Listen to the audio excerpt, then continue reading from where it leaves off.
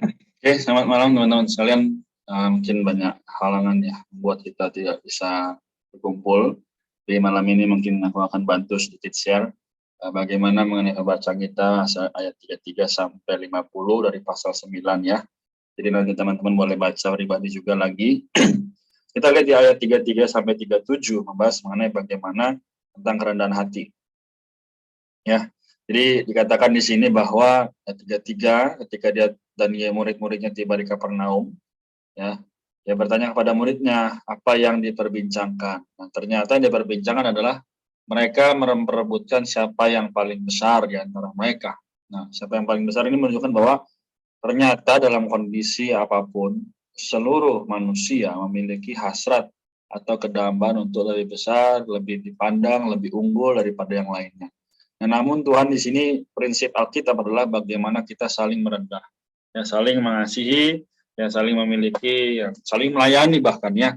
Jadi pelayan. Nah, di sini kita sama-sama ya dari anak ke orang tua kepada anak, ya kakak kepada adik, ya adik kepada kakak, teman kepada teman ya.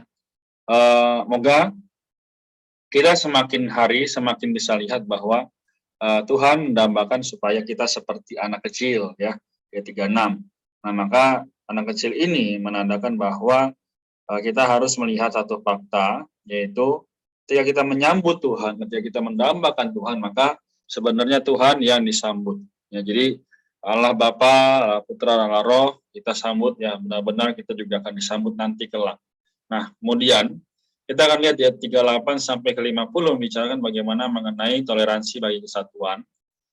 Jadi kita tahu bahwa meskipun ada orang lain yang memang rasanya kok dia bisa ya memberitakan tentang firman Tuhan, padahal dia mungkin jarang baca kitab, jarang berdoa, kita tidak boleh menghakimi. Artinya apa? Kita perlu memiliki satu penglihatan atau visi bagaimana kita mengenai hari ini memiliki satu pandangan yang jelas ya. Sebagai orang Kristen, sebagai orang yang mungkin tidak bisa kita lihat hari ini ya dalam kondisi fisik ya, karena semua serba online, kita memiliki satu pandangan bahwa setiap orang yang berdoa, setiap orang yang mungkin dalam kondisi sulit, ya, tapi mereka mau datang pada Tuhan, kita jangan merendahkan.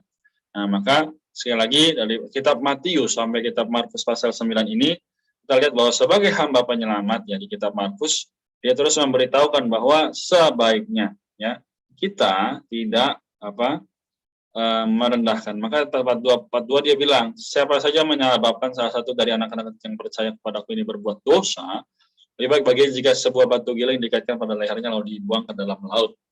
Artinya kita harus memiliki satu pandangan dengan jelas bahwa sebagai orang yang dipandang, sebagai orang yang dilihat, ya terutama kita sebagai orang Kristen, memiliki satu tanggung jawab, yaitu dalam aspek kehidupan, dalam aspek kita berbicara, ya, dalam berkeluarga, bertetangga, dan sebagainya, kita harus memiliki teladan. Ya, mereka melihat kita. Banyak orang bilang bahwa orang Kristen itu Alkitab berjalan.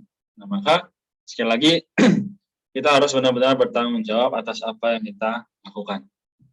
Oke, kemudian kita langsung kepada perkara yang penting lainnya, yaitu intinya kalau kita ini hanya sekedar harafiah ya, kalau kita tangan, kaki ini berbuat dosa, membawa kita tidak mengasihi Tuhan, ya kita potong. Artinya apa?